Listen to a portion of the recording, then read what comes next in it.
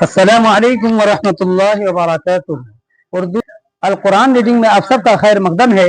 उर्दू जुबान की दूसरी किताब एक हाथी और गीदड़। क्या लिखा है ये वर्ड? एक हाथी और गीदड़, ये मजमून है आज का। हम पहले अल्फाज को पढ़ लेते हैं, ठीक है जी। हमारे मजमून के अल्फाज ये हैं। फरागत, फरागत ये लफ्ज है, इसका माना होता है खाली वक्त, फुर्सत। लफ्ज है तमा, तमा इसका माना होता है लालच, हद से ज्यादा ख्वाहिश किसी चीज की।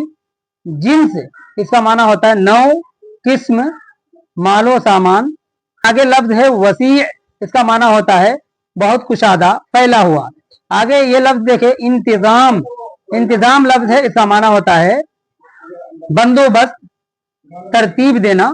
सफीर इसका माना होता है नुमाइंदा, पैगाम ले जाने वाला। फरेफ्ता इसका माना होता है मोह लिया गया, और इसी तरह आशिक, ठीक है। आगे ये लफ्ज है मनसब, ओहदा, दर्जा, तरक्की। अब हम मजमून शुरू करते हैं। एक हाथी और गीदड़। यहां देखे जंगली हाथी को गीदड़ों ने ताका, ताका बोलते मतलब यानी देखा। आपस में कहने लगे जो किसी तरह से ये मारा जाए तो हमको बाफरागत 4 महीने की खुराक हाथ लगे। क्या लिखा है? जंगली हाथी को गीदड़ों ने ताका, आपस में कहने लगे जो किसी तरह से ये मारा जाए तो हमको बाफरागत 4 महीने की खुराक हाथ लगे, यानी 4 महीने के लिए फुर्सत हो जाए खुराक के लिए। एक बूढ़े खरांट गीदड़ ने वादा किया कि देखो मैं किसी ना किसी हीले से इसको ठिकाने लगाता हूँ। एक बूढ़े खरांट गीदड़ ने वादा किया कि देखो मैं किसी ना किसी हीले से यानी बहाने से इसको ठिकाने लगाता हूँ। अब आगे देखें। एक रोज मक्कार गीदड़ हाथी के पास गया और बहुत अदब से सलाम करके बोला, जनाबे आली आप इजाजत दें तो मैं कुछ अर्ज करना चाहता हूँ। हाथी ने पूछा, तुम कौन हो, कहां से आए हो? जवाब देखें। नंबर 3, जवाब दिया कि हुजूर मैं एक गरीब गीदड़ हूँ। इस जंगल के तमाम जानवरों ने मुत्तफिक होकर यानी इत्तिफाक करके मुत्तफिक होकर मुझको सफीर बनाया और आपकी खिदमत में भेजा है। ये गीदड़ जवाब दे रहा हाथी को कि जंगल के तमाम जानवरों ने मुत्तफिक होकर हमें सफीर बनाया है और वो सब मिलकर मुझे आपके पास भेजा है खिदमत में। जवाब दिया कि हुजूर मैं एक गरीब गीदड़ हूँ। इस जंगल के तमाम जानवरों ने मुत्तफिक होकर मुझको सफीर बनाया और आपकी खिदमत में भेजा है ताकि आपके सामने सबकी ख्वाहिश जाहिर करूं। नंबर 4 में देखिए क्या जवाब मिलता है। हुजूर ये ऐसा वसी जंगल है, यानी ये जंगल बहुत फैला हुआ है, बहुत बड़ा है, कुशादा है। तो कह रहे हुजूर ये ऐसा वसी जंगल है जिसका इंतजाम यानी बंदोबस्त बगैर एक जबरदस्त बादशाह के नहीं हो सकता, और जब तक अच्छा इंतजाम ना हो कोई जानवर अमन चैन से गुजरान नहीं कर सकता। यानी जब तक अच्छे इंतजामात ना हो तो जब तक अमन चैन की जिंदगी गुजार नहीं सकते।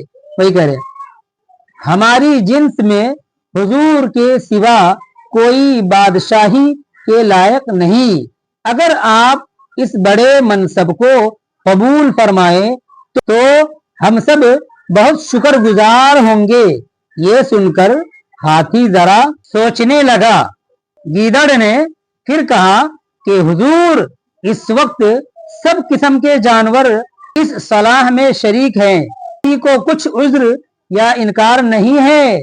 शायद देर लगने में किसी की राय बदले और आपस में फूट पड़े। बेहतर यह है کہ جلد تشریف لے چلیے اور اپنی بادشاہی کا اشتہار دیجیے، یعنی اعلان کر دیجیے۔ نمبر 6، ہاتھی کو دولت اور حکومت کی طمع نے، یعنی ہاتھی کو حکومت اور دولت حاصل کرنے کی لالچ آ گئی۔ تو دیکھیے کیا کہہ رہے ہیں، ہاتھی کو دولت اور حکومت کی طمع نے ایسا لبھایا کہ فوراً گیدڑ کے ساتھ ہو لیا۔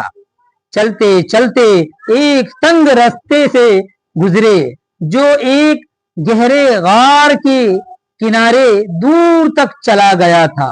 وہاں پہنچ کر گیدڑ نے اپنی چال تیز کی، ہاتھی بھی اس کے پیچھے لپکا۔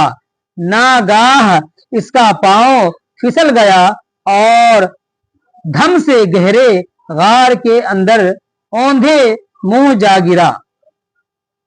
سمجھے کیا؟ گیدڑ نے اپنی چال تیز کی، ہاتھی بھی اس کے پیچھے لپکا۔ ناگاہ اس کا پاؤں پھسل گیا اور دھم سے گہرے غار کے اندر اوندھے منہ جا گرا۔ اب آگے دیکھیں، نمبر 7، جب یہ مصیبت پیش آئی تو بیچارہ ہاتھی چنگھاڑا اور بہت عاجزی سے گیدڑ کو پکارا، اے پیارے رفیق، یعنی اے پیارے دوست، اے پیارے رفیق، کوئی ایسی تدبیر کر جو میری جان بچے۔ اب مکار گیدڑ مسکراتا ہوا لوٹا اور جواب دیا، خداوند، لو میری دم پکڑ کر اوپر چلے آؤ۔ نمبر 8، اس وقت ہاتھی کو معلوم ہوا کہ جو کوئی لالچ کے مارے دغا بازوں کی بات پر فریفتہ ہوتا ہے، یعنی دغا بازوں کی بات پر یقین بھروسہ عاشق ہو جاتا ہے، تو کہہ رہے کہ دغا بازوں کی بات پر فریفتہ ہوتا ہے، اس کا انجام تباہی اور بربادی کے سوا کچھ نہیں۔ آخر ہاتھی غار کے اندر پڑا پڑا مر گیا اور گیدڑوں کے غول نے اس کو تکا بوٹی کر کے بانٹ کھایا۔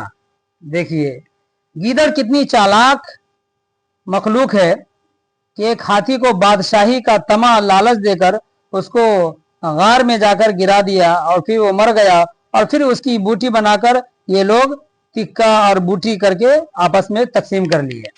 اب آگے دیکھیے، قطع وہ بڑا ہی کمینہ پاجی ہے جو دغا سے نکالتا ہے کام، ہوشیار آدمی کو لازم ہے کام کا پہلے سوچ لے انجام۔ کہ ہوشیار آدمی کی پہچان ہوتی ہے، دانش مند انسان کی پہچان ہوتی ہے کہ انجام کو وہ پہلے دیکھتا ہے اور فیصلہ بعد میں لیتا ہے، لیکن جو بے وقوف انسان اور کم عقل انسان یا جس کے اندر دور رسی نہیں ہوتی ہے، جلد بازی عجلت بازی ہوتی ہے، تو ایسے انسان کے اندر ایک طمع سے لالچ آ جاتی ہے اور فوراً کسی جذبات میں آ کر فیصلہ لے لیتا ہے اور انجام کو نہیں دیکھتا۔ تو وہی اس شعر کے اندر جو ہے یہاں سمجھایا گیا ہے، وہ بڑا ہی کمینہ پاجی ہے جو دغا سے نکالتا ہے کام، ہوشیار آدمی کو لازم ہے کام کا پہلے سوچ لے انجام۔ امید کرتا ہوں کہ آپ کو یہ سبق سمجھ میں آیا ہوگا۔ جزاکم اللہ خیر۔ السلام علیکم ورحمۃ اللہ وبرکاتہ۔